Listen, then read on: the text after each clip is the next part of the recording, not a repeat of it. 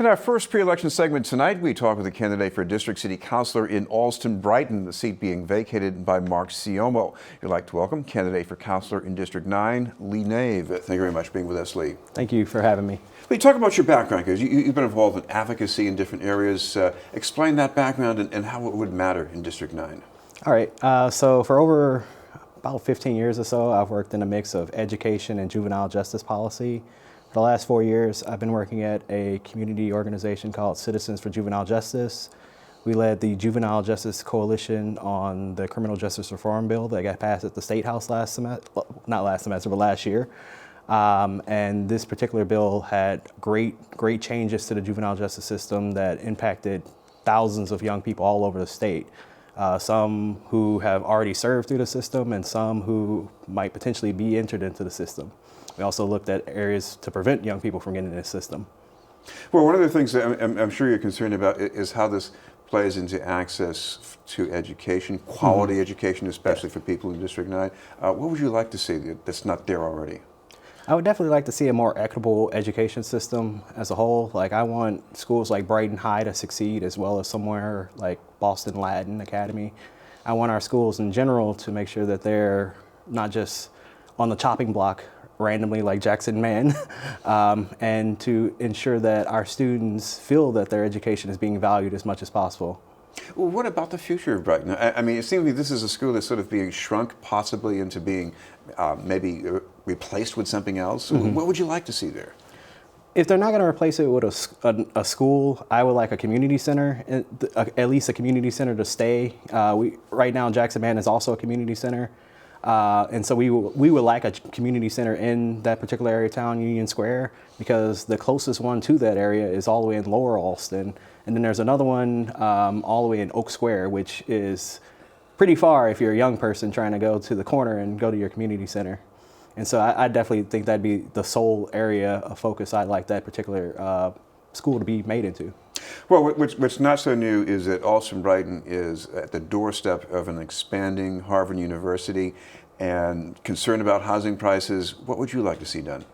I would like more than just higher affordability. We need more affordable housing, but I also want mixed income restricted housing. I want workforce housing to be available for folks in Allston and Brighton, as well as the entire city of Boston. Harvard has expanded so much into Allston, pretty much taking over Allston, and we need to make sure that Harvard is investing in this affordable housing and income-restricted housing as well. The reason being, of course, they would say, oh, you know, it's very costly to afford these affordable units. Well, they have $32 billion, and they're making a lot of money.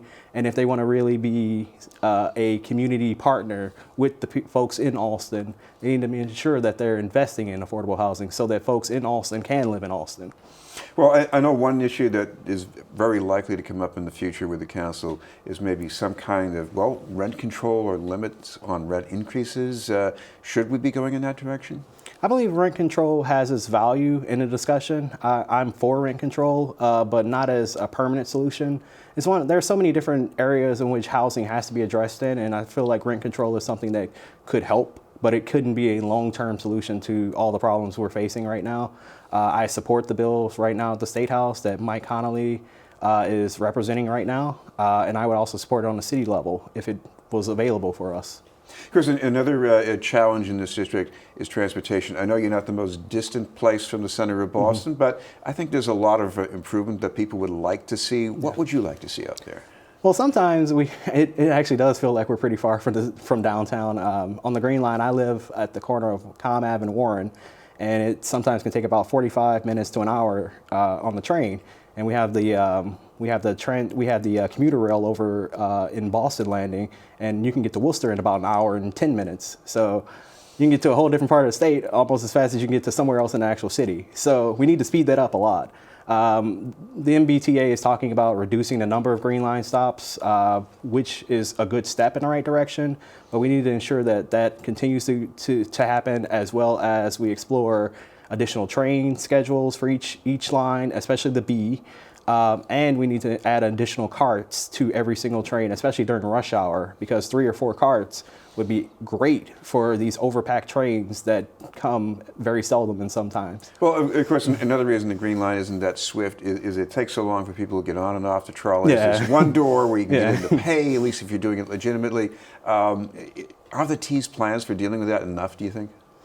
At the moment, it doesn't feel like it. I've been going to as many MBTA update meetings. I've been reading Senator Wills Brownberger's MBTA discussions about how the red line is apparently going to be delayed until Labor Day. And so I feel that the plans right now that the MBTA has when it comes to adjusting that particular area, like when you walk on the Green Line right now, you just hold your card up, and that's supposed to be how you solve the issue of it taking too long for folks to go into the front and pay. If they made a system where you can go into any door and just pay, that would probably be better. But we'll see what comes from that. Okay. Well, thank you very much for being with us. Thank you. Candidate for Boston City Council in District 9, Allston-Brighton, Nave.